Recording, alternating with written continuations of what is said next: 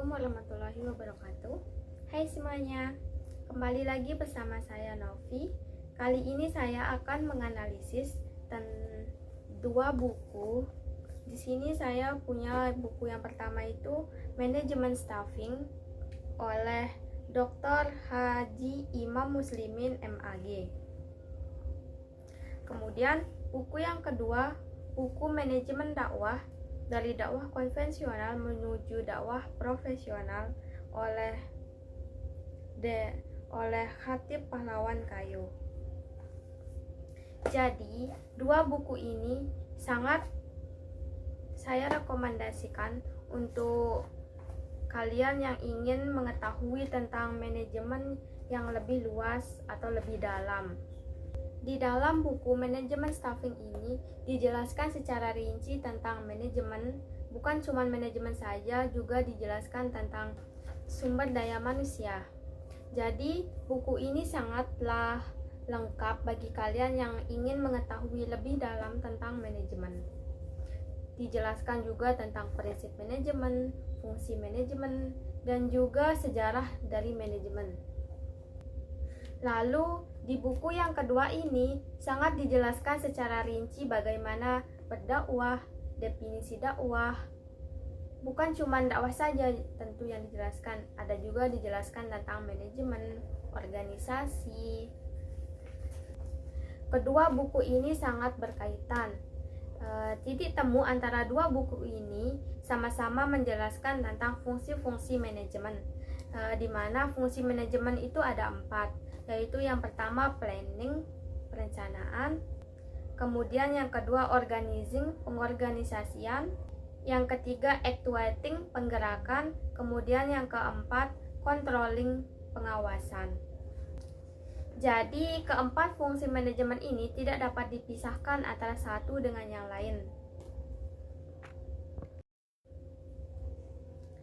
Jadi begitu pula dalam dakwah. Seorang pendai tentu saja membutuhkan keempat fungsi manajemen ini untuk mensukseskan kegiatan dakwahnya. Jadi, dapat kita simpulkan, dalam kegiatan dakwah, fungsi-fungsi manajemen sangat relevan karena dakwah tanpa perencanaan akan tidak efektif dan tentu akan kehilangan arah.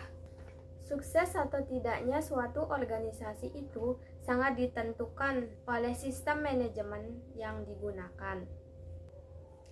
Keberhasilan seorang manajer tidak ditentukan oleh tingkat keterampilan yang dikuasainya, akan tetapi sangat dipengaruhi oleh kemampuan menggerakkan orang lain. Begitu juga dengan berdakwah. Seorang dai itu dapat dikatakan sukses dalam menjalankan suatu dakwahnya apabila ia berhasil menggerakkan audiensnya untuk mengikuti sesuai dengan pesan-pesan yang didakwahkan. Jadi maksudnya para audiens bukan hanya mendengarkan atau biasa disebut dengan masuk telinga kanan kemudian keluar dari telinga kiri, akan tetapi juga benar-benar dilaksanakan pesan-pesan yang disampaikan oleh dai tersebut. Nah, disinilah dilakukan actuating atau menggerakkan para audiensnya untuk melakukan apa yang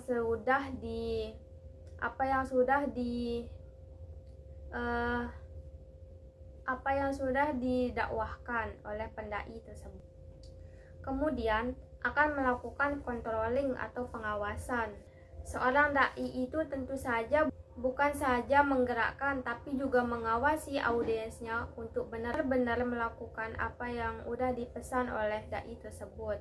Nah, dari situlah sangat diperlukan 4 fungsi manajemen tersebut. Jadi, bagi kalian yang ingin mengetahui lebih luas atau lebih dalam tentang manajemen atau dakwah atau keduanya manajemen dakwah, saya sangat merekomendasikan dua buku ini, di mana dua-duanya sangat berkaitan. Ini saja dari saya, kurang lebihnya mohon maaf. Wassalamualaikum warahmatullahi wabarakatuh.